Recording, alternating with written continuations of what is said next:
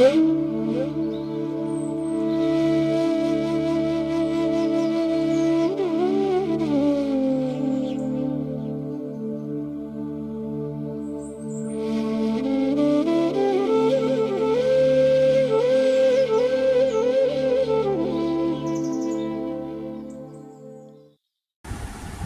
नमः श्री अतिराजाय विवेकानंद सूरये सच्चित सुख स्वरूपाय स्वामिने तापहारिणे।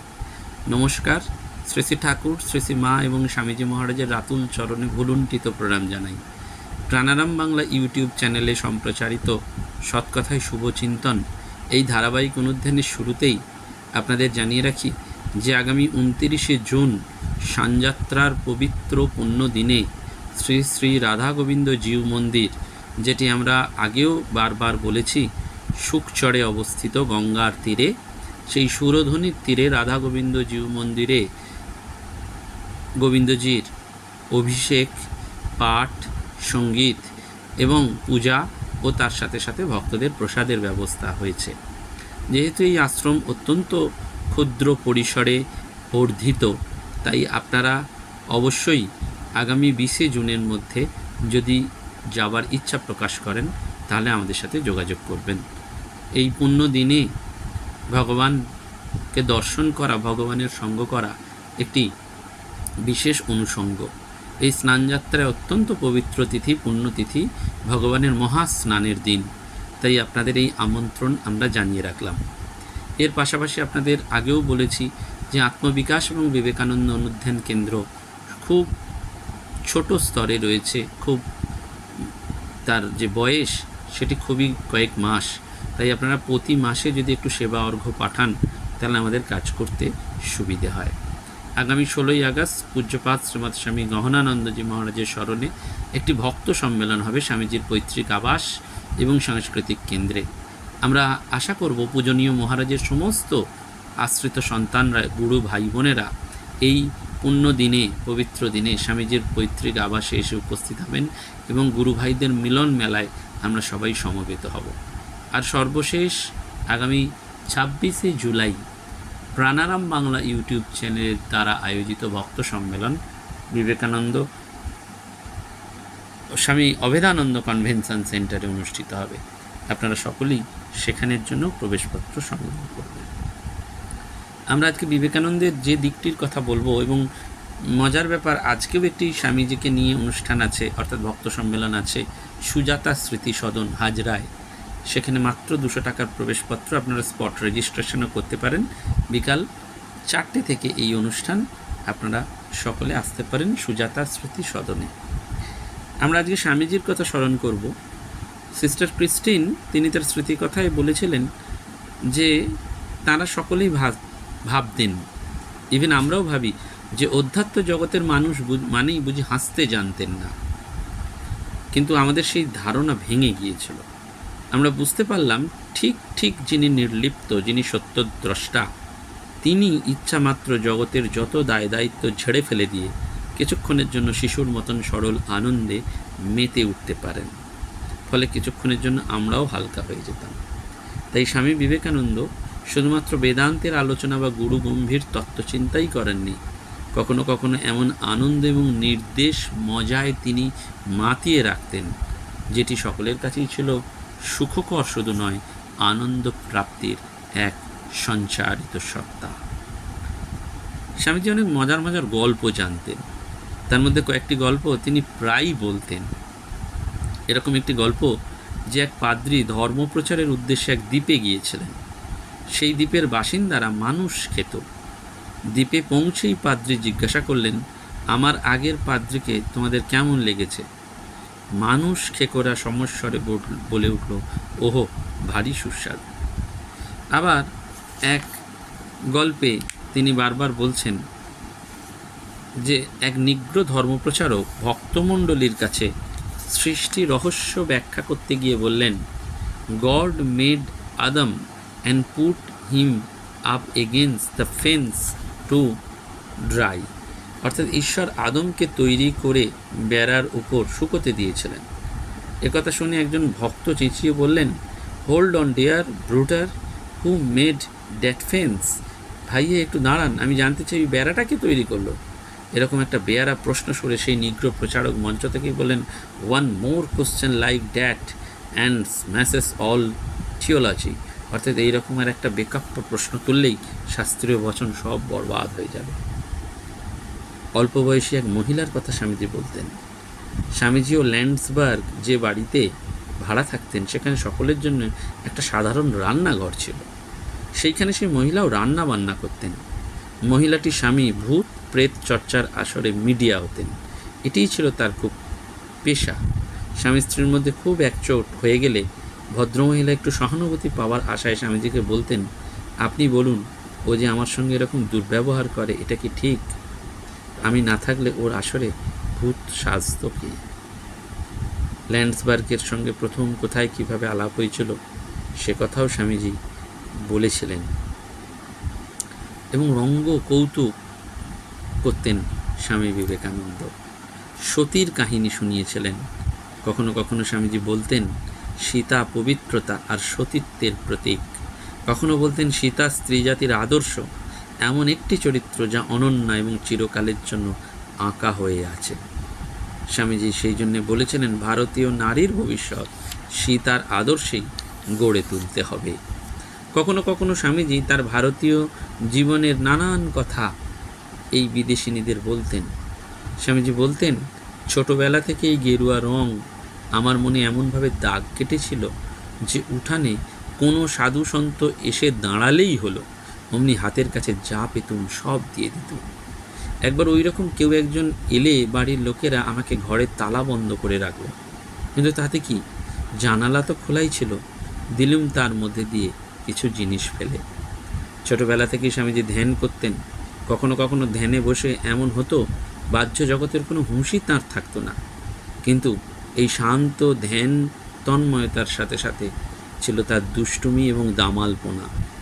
এক এক সময় তার দুষ্টুমিতে অতিষ্ঠ হয়ে মা তাকে কলের জলের তলায় চেপে ধরতেন আর বলতেন, বাপরে, শিবের কাছে ছেলে চেয়েছিলুম, তা তিনি পাঠিয়ে দিলেন কিনা এই ভূতকে। স্বামীজির মুখেই শোনা, মাস্টারমশাই এসছেন, তাকে পড়াচ্ছেন, আর বালক নরেন্দ্রনাথ তাঁরই সামনে চোখ বুজে পাথরের মূর্তির মতো নিশ্চল হয়ে বসে আছেন। মাস্টারমশাই রাগে অগ্নিশর্মা হলেন।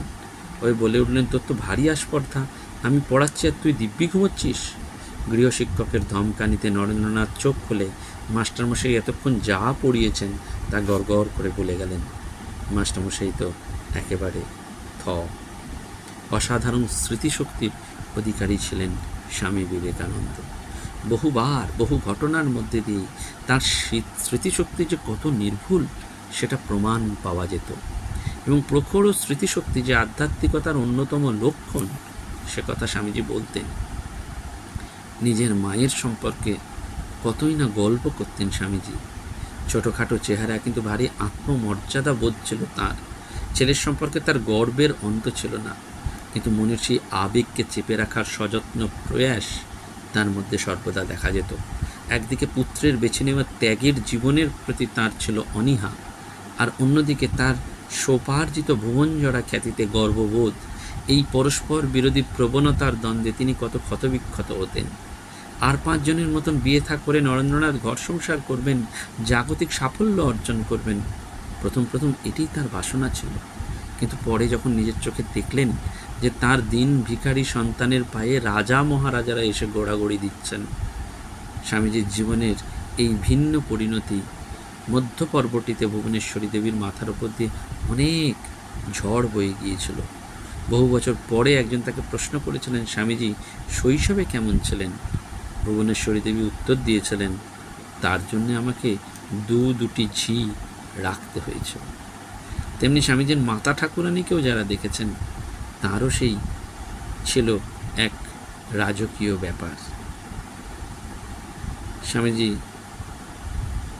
বারবার পরবর্তীকালে এটি উল্লেখ করেছেন যে বিভিন্ন আমেরিকান সংবাদপত্রগুলি তার পুত্রকে বারবার রাজকীয় চেহারার সন্ন্যাসী বিবেকানন্দ বলে সম্বোধন করেছিল। তাতে অবাক হওয়ার কিছু নেই।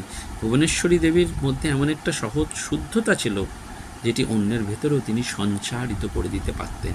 এটিই ছিল তাঁর সর্বশ্রেষ্ঠ দান। স্বামীজির মতন এমন মহান আত্মা কোনো দিন তার আদর্শ পরিবেশটি কি খুঁজে পান? সত্যি কথা, তিনি ভারতের মতন দেশে পেয়েছিলেন এবং তিনি তার বাবা মার কাছে যথেষ্ট সাহায্য পেয়েছিলেন। মায়ের প্রতি স্বামীজির ভালোবাসা ছিল অপরিসীম। পরিব্রাজক সন্ন্যাসী হয়ে ভারতবর্ষের সর্বত্র ঘুরে বেড়াচ্ছেন, তবুও মায়ের কথা বলেননি। হয়তো হঠাৎ মায়ের কথা মনে পড়ে গেল, আশঙ্কা হলো মায়ের হয়তো কোনো বিপদ হয়েছে, অমনি লোক মারফত মায়ের খবর নেওয়া চাই। যখন বেলুড় মঠে ছিলেন তখনও লোক পাঠিয়ে নিয়মিত মায়ের খবরাখবর নিতেন। জীবনের শেষ দিন পর্যন্ত মায়ের কিভাবে যত্ন করা যায়, মায়ের কষ্ট কেমন করে একটু লাঘব করা যায়, অনেক দুশ্চিন্তার মধ্যেও এই ছিল তার এক প্রধান চিন্তা। তেমনি স্বামীজি তার বোনেদের কথা বলতেন, তাদের তিনি বিশেষ স্নেহ করতেন, বারবার বলতেন বাবার কথা। তার প্রতি স্বামীজির শ্রদ্ধা এবং সম্ভ্রমের ভাবটি প্রবল ছিল। স্বামীজি বলেছিলেন, মেধা এবং দয়ার ভাবটি আমি বাবার কাছ থেকেই পেয়েছি। স্বামীজির মুখ থেকেই শোনা যেত যে তার বাবা বিশ্বনাথ দত্ত অকাতরে লোককে অর্থ দিয়ে সাহায্য করতেন এবং সেই ব্যাপারে তার কোনো পাত্রাপাত্র বিচার ছিল না। মদ্যপও তার কাছে সাহায্য পেত এবং তিনি ভালোভাবেই জানতেন যে লোকটি তাঁর দেওয়া টাকা নেশা করে উড়িয়ে দেবে। এ ব্যাপারে কেউ কটাক্ষ করলে আত্মপক্ষ সমর্থনের জন্য তিনি বলতেন, সংসারটা অশান্তি আর দুঃখে ভরা, কেউ যদি 2-4 মুহূর্তও তা ভুলে থাকতে পারে, থাকুক না। এমন দরাজ ছিল তার দেবার হাত। একদিন অমিতব্যয়িতার কথা তুলে স্বামীজি তার বাবাকে পর্যন্ত বলেছিলেন, বাবা, আপনি আমার জন্য কি রেখে যাচ্ছেন?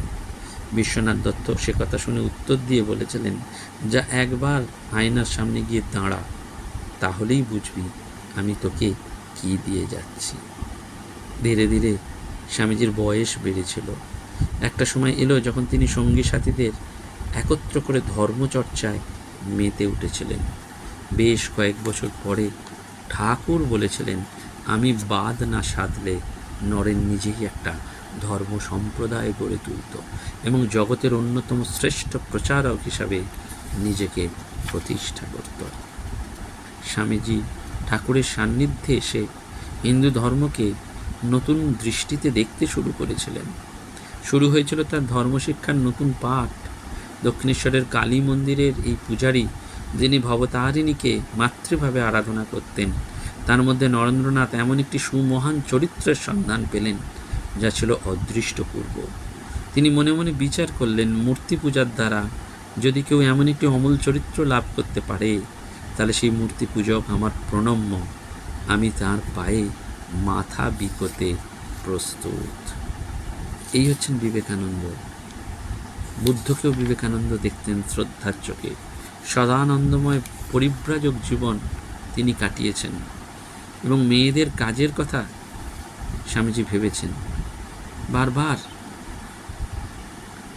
এই আমেরিকান সমাজ ব্যবস্থা, স্বাধীনতা, এইটিকে দেখেছেন এবং সিস্টার ক্রিস্টিন তাঁর স্মৃতিকথায় স্বামীজির বেশ কয়েকটি দিকের কথা তুলে ধরেছেন, যার মধ্যে তিনি বারবার উল্লেখ করেছেন যে স্বামীজি বলতেন, মায়ার মতন প্রতারক আর দ্বিতীয় কিছু নেই, খুব হুঁশিয়ার। এবার আর তার দ্বারা প্রতারিত হইও না, বরং তার বাইরে যাওয়ার আপ্রাণ চেষ্টা করো। বলতেন, মোহে পড়ে তোমরা তোমাদের অমূল্য সম্পদ খুইয়ে বসো না, ওঠো, জাগো, যতক্ষণ না তোমার চরম লক্ষ্যে পৌঁছাও, এগিয়ে চলো, কিছুতেই থেমো না। এই কথা বলেই বিদ্যুতের মতন ক্ষিপ্র গতিতে আমাদের মধ্যেও কারুর সামনে তিনি ছুটে যেতেন এবং জ্বলন্ত দৃষ্টিতে আঙুল নেড়ে নেড়ে বলতেন, মনে রেখো, ঈশ্বরই একমাত্র বস্তু, একমাত্র সত্য। সেই সময় তিনি সন্ন্যাসীর গীতি রচনা করেছিলেন এবং সেই গীতির মধ্যে একটি অসাধারণ কথা, মায়ার বন্ধন ছিন্ন করার উদ্দেশ্যে, সেই মুক্তি লাভের একটা জ্বলন্ত তৃষ্ণা জাগানোর জন্য বলতেন, ভেঙে ফেলো শীঘ্র চরণ শৃঙ্খল, সোনার নির্মিত হলে কি দুর্বল, হে ধীমান তারা তোমার বন্ধনে, ভাঙো শীঘ্র তাই ভাঙো প্রাণপণে, নিরন্তর বলো ওম তৎসৎ ওম। সত্যি সত্যি দেখুন, আমরা যদি আমাদের নিজেদের জীবনের দিকে একটু অ্যানালিসিস করি, তাহলে ঐশ্বর্য, ক্ষমতা আর ইন্দ্রিয় সুখ, এর জন্যই তো আমাদের জীবনযুদ্ধ। আমাদের জীবনের যে সময়টুকু তাতে আমরা সব চিন্তা, সময়, শক্তি এগুলোতেই তো ব্যবহার করি, অপব্যয় করি। আমাদের চারিপাশে এই মায়ার আবেশে যে জগৎ সংসার, তাতে আমরা মোহিত হয়ে যাচ্ছি। কিন্তু স্বামীজির মধ্যে মুক্তির একটা সহজাত তৃষ্ণা ছিল, এবং তিনি নিজের মুক্তি চাইতেন না, সকলের মুক্তির কথাই তিনি চিন্তা করতেন। সেজন্য যারাই তার সান্নিধ্যে আসতেন, তাঁরাই এটি উপলব্ধি করতেন যে স্বামীজি ওইটি বারবার যেন তাদের বলছেন, আজাদ আজাদ, মুক্তি মুক্তি। বারবার বলেছিলেন, এবার আর মায়াকে ত্রিসীমানায় ঘেঁষতে দিও না। জন্ম জন্ম আমরা মায়ার খপ্পরে পড়েছি। কতবারই না চিনির পুতুলের লোভে আমরা আমাদের স্বাধীনতা বিসর্জন দিয়েছি, আর মুখে দেওয়া মাত্রই সেই চিনির টেলা গলে জল। আর নয়, এবার আর আমরা কোনো মতেই ধরা দিচ্ছি না। ধ্যান সম্পর্কেও স্বামীজি বলেছেন, ব্রহ্মচর্য পালনের কথা বলেছেন, কৃচ্ছ সাধনের কথা বলেছেন, তপস্যার কথা বলেছেন।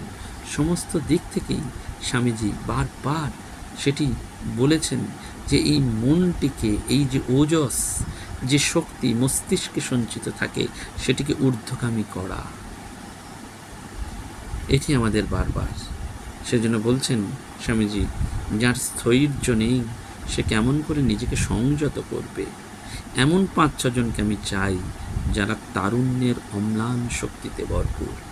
দেখুন, স্বামীজি চেয়েছিলেন, এই তরুণদের চেয়েছিলেন, তরুণীদের চেয়েছিলেন, এবং সেই জন্যই কিন্তু আমাদের এই আত্মবিকাশ এবং বিবেকানন্দ অনুধ্যান কেন্দ্রে আমরা 10টি তরুণী যুবতীকে বেছেছি, ছাত্রীদের বেছেছি, যারা হয়তো অর্থনৈতিকভাবে পিছিয়ে পড়া, কিন্তু তাদের মধ্যে অভূতপূর্ব সম্ভাবনা রয়েছে।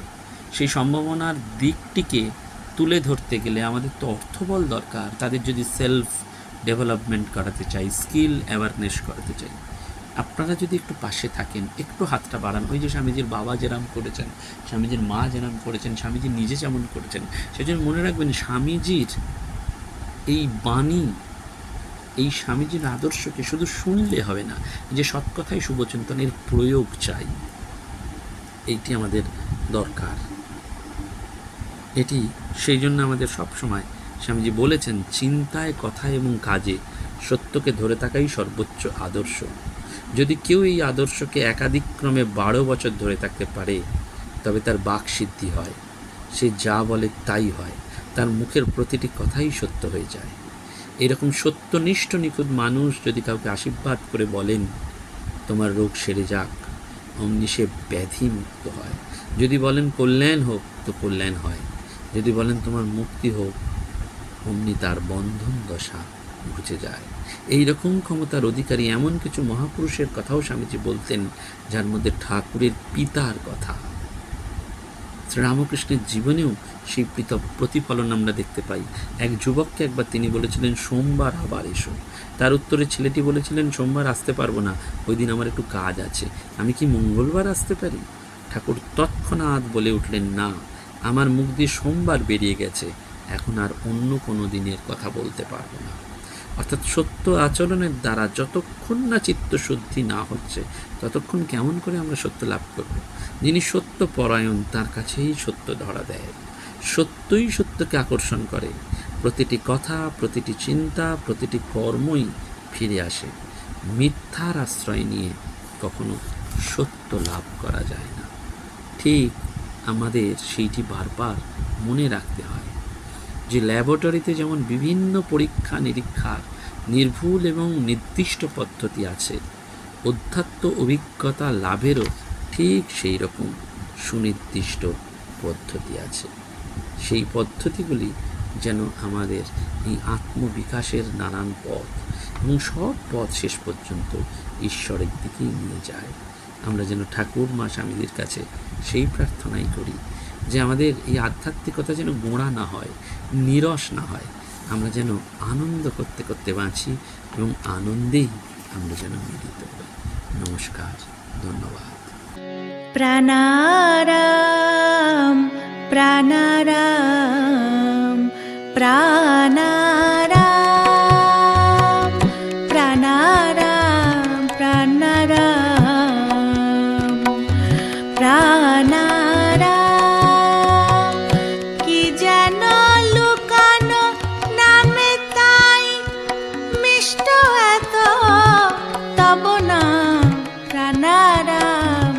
প্রাণারাম প্রাণারাম